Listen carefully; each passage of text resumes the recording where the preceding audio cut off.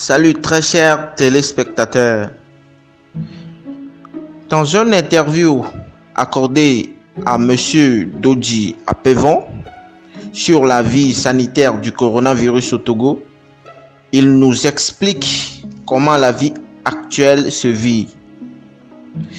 Dans un premier temps, comme partout ailleurs dans le monde, la population togolaise a été surprise et n'a pas pu stopper les rages du Covid-19. Ensuite, il invite la population à renier à l'indifférence et prendre conscience à la situation.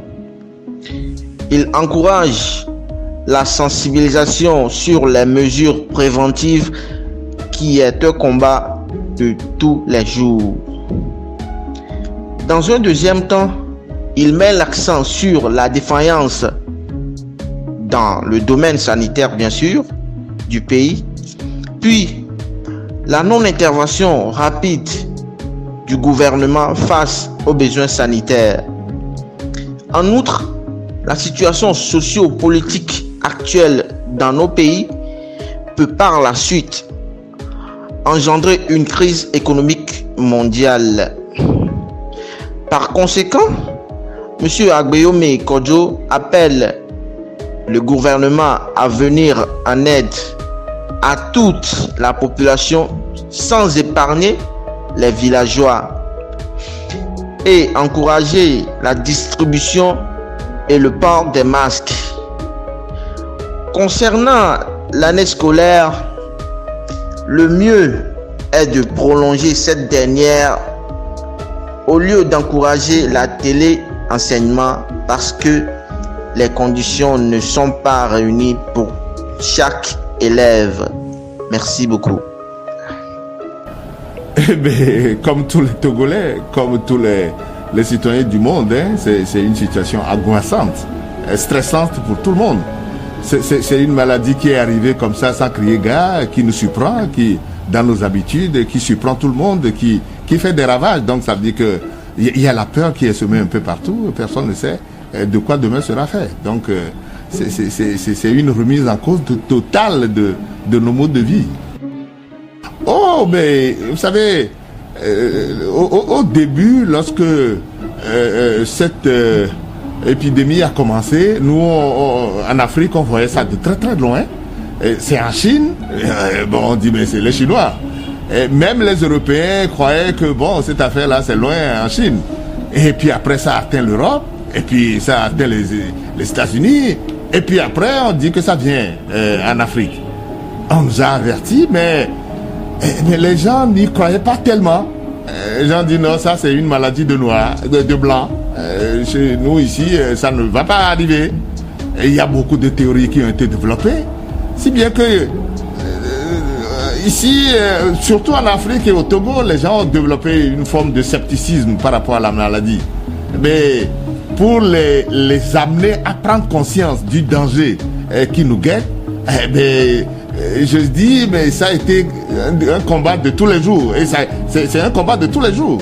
Et il y a des citoyens qui continuent à ne pas croire que réellement cette maladie existe et que le mal est à portée de nos maisons. Donc tous les jours, nous essayons de sensibiliser, de continuer à sensibiliser. Et vous vous rappelez, moi, on a sorti un communiqué, ce n'est pas le dernier communiqué, on en a déjà sorti. J'ai même, au moment où j'étais en plein confinement, j'ai sorti une chanson pour aider nos citoyens de là-bas à comprendre. Donc ça veut dire que c'est une bataille de tous les jours pour que nous puissions sortir de cette situation compliquée et difficile pour nous tous. Et oui, mais vous savez, lorsque la maladie est arrivée, ce que l'Occident, l'OMS, les experts craignaient surtout pour l'Afrique, c'est que nos structures sanitaires sont totalement défaillantes.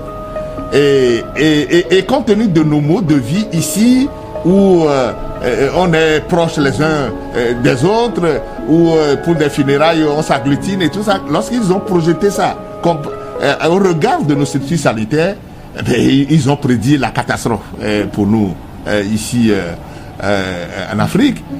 Vous savez que depuis longtemps, ceux qui travaillent dans nos hôpitaux ont tiré pendant longtemps sur la sonnette d'alarme en disant hey, faites attention, nous sommes en difficulté, aidez-nous à surmonter ces difficultés-là. Mais le gouvernement n'a pas réagi à temps utile par rapport à ces difficultés-là que les hôpitaux avaient ici chez nous. Les grands médecins avaient crié plusieurs fois, plusieurs années, mais ils n'ont pas été écoutés. Et lorsque la pandémie est arrivée, je crois que ça nous a surpris un peu. Ça nous a surpris, si bien que toutes les mesures qui ont été prises en matière sanitaire ont été accafouillées. Tout ça l'a accafouillé un peu, mais progressivement, ça s'est stabilisé. Mais la maladie ne fait pas que des ravages dans le domaine sanitaire, ne fait pas que tuer, parce que ça entraîne également des conséquences économiques énormes. Et on se demande même ce que le monde là deviendra demain après, lorsque on aura vaincu le coronavirus. Parce que les économies dans tout le monde entier, les économies sont en train de dégringoler. Et donc ça va créer une situation compliquée pour nous tous après. Alors c'est pour ça que nous avons, au lieu, loin de critiquer, rester seulement pour critiquer, nous avons dit mais lorsqu'il y a des mesures qui sont proposées, et nous sommes là également pour réfléchir avec le gouvernement et voir ce qu'on peut améliorer. Parce qu'il y va de la survie de nous tous. Au lieu de rester seulement comme opposant à tirer à boulet rouge pour dire ah non, ça ce n'est pas bon. Même si ce n'est pas bon, il faut proposer une solution d'approche. C'est dans cette position que nous sommes aujourd'hui. C'est pour ça que lorsqu'ils ont imaginé le programme Novici par exemple, en disant oui, les gens sont en difficulté parce que beaucoup de Togolais sont déjà en situation précaire.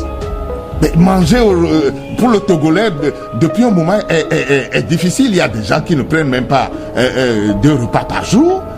Alors, lorsque une pandémie vient encore bouleverser tout ça là, mais tout le monde se demande comment ces gens-là qui vivent déjà difficilement, qu'est-ce qu'ils vont faire?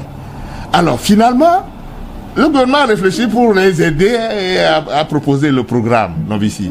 Mais ce que nous dénonçons, c'est vrai que le montant est dérisoire. Mais bon, on peut se contenter du peu. Mais lorsqu'au même moment, avec ce montant déjà dérisoire, on dit ceux qui vont être sélectionnés, c'est uniquement ceux qui vont présenter leur carte d'électeur. Et nous avons dit que c'est une aberration, ce n'est pas sérieux ce que vous dites là. Parce que en réalité, au Togo, le vote n'est pas rendu obligatoire. Il n'y a pas une loi aujourd'hui qui rend le vote obligatoire. Donc ça veut dire qu'on ne peut pas punir, pénaliser un citoyen qui n'a pas de carte d'électeur. Ce n'est pas normal. C'est anticonstitutionnel même, je dirais. Alors donc, si la liberté est donnée aux Togolais d'aller voter ou de ne pas aller voter, alors on ne peut pas, pour lui permettre de bénéficier d'une situation qui est créée pour aider tous les Togolais, on ne peut pas le pénaliser parce qu'il n'a pas de carte d'électeur. Donc pour reconnaître les citoyens comme Togolais, il y a des cartes officielles. Il y a le passeport, il y a la carte d'identité et d'autres pièces. On peut demander la carte d'électeur comme carte complémentaire si la personne n'a pas de carte d'identité. Oui, on peut comprendre. Mais choisir uniquement les gens sur la base de la carte d'électeur, c'est une injustice flagrante que nous demandons au gouvernement de corriger. Et ce n'est pas bien, ce n'est pas juste. Juridiquement parlant, ce n'est pas correct. Ça, c'est dans le communiqué, c'est l'un des aspects qu'on a relevé. Et on a dit que au même moment où on s'occupe de gens qui vivent au quotidien à Lomé et ailleurs dans les villes, il faut penser également aux paysans dans son champ. Parce que la situation affecte tout le monde. Et vous savez comment nos paysans peinent pour trouver un peu de sous pour acheter les intrants au cours des campagnes agricoles. C'est pour ça que nous souhaitons également qu'il faut étendre cette mesure-là à nos paysans dans les campagnes au moment où la campagne agricole s'ouvre pour qu'on diminue de manière sensible le prix des intrants. Alors ça permettra de les mettre un peu, leur permettra d'être à l'aise un peu pour pouvoir assumer correctement la campagne en cours. Ça c'est un deuxième aspect. Et nous avons demandé également, compte tenu de ce que nous voyons, ou ceux qui sont sceptiques par rapport à la maladie, au moment où les autres font des efforts, certains refusent d'appliquer les mesures, les gestes barrières, Et notamment, vous me voyez en train de faire cette interview-là avec un masque sur le visage. Mais vous allez circuler, vous allez voir que il y a même dans les marchés, il y a certains qui s'en foutent éperdument. C'est pour ça que nous demandons au gouvernement de rendre, surtout dans les grandes agglomérations comme Lomé et autres, où la pandémie se répand, de rendre le port du masque obligatoire. Mais comme ça va poser également des problèmes d'argent, nous disons, mais le gouvernement qui fait déjà des efforts en distribuant un peu de sous aux gens, de faire en sorte qu'on puisse faire fabriquer les masques.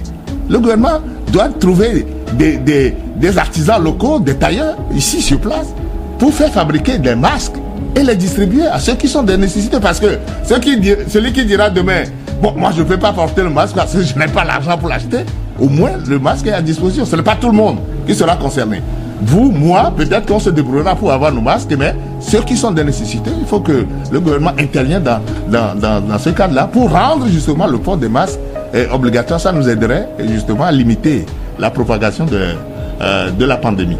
Voilà, c'est les quelques mesures que nous avons proposées dans notre communiqué. Et enfin, nous avons parlé également de l'enseignement, c'est-à-dire que pour sauver l'enseignement, on nous a dit, pour sauver l'année scolaire, on nous dit, on va faire de télé-enseignement.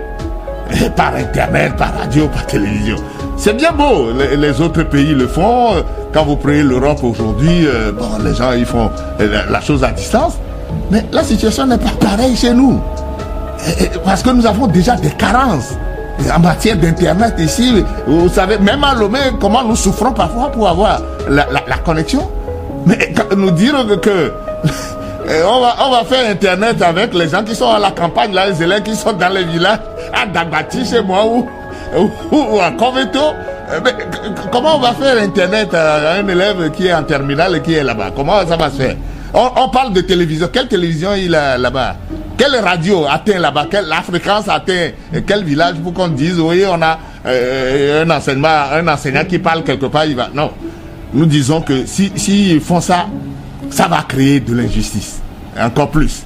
Parce que les élèves des campagnes, eux, sont déjà défavorisés par rapport aux élèves de la ville. Alors, créer un système qui les pénalise encore un peu plus, ils seront pénalisés doublement, ce n'est pas correct. Donc, il faut mettre tout le monde sur au même niveau. Et pour y arriver, il faut redimensionner l'année scolaire. Si nous arrivons, par exemple, à surmonter la pandémie, si tout le monde respecte les mesures barrières, peut-être que d'ici 2 mois, d'ici fin avril, d'ici fin mai, on peut peut-être voir la calmer. Et si ça arrive, on peut penser par exemple que on va reprendre les cours en juillet. On peut se donner une marge jusqu'en juillet, reprendre les cours pour 1 mois de manière accélérée et organiser les examens pour le mois d'août. Alors, si les examens finissent en mois d'août, on peut laisser 1 mois aux élèves pour se reposer parce qu'ils se sont suffisamment reposés. Et puis reprendre l'année scolaire suivante en octobre. On peut sauver l'année ainsi. Mais ce dont on parle là, télé-enseignement et tout ça, je crois que c'est de la haute blague. Donc il faut pas aller sur ce terrain. Ça c'est quelques conseils qu'on a prodigués et on souhaite véritablement que le gouvernement se prend là-dessus pour éviter qu'on ne crée en cette période compliquée déjà pour nous des situations plus compliquées, plus difficiles pour les autres.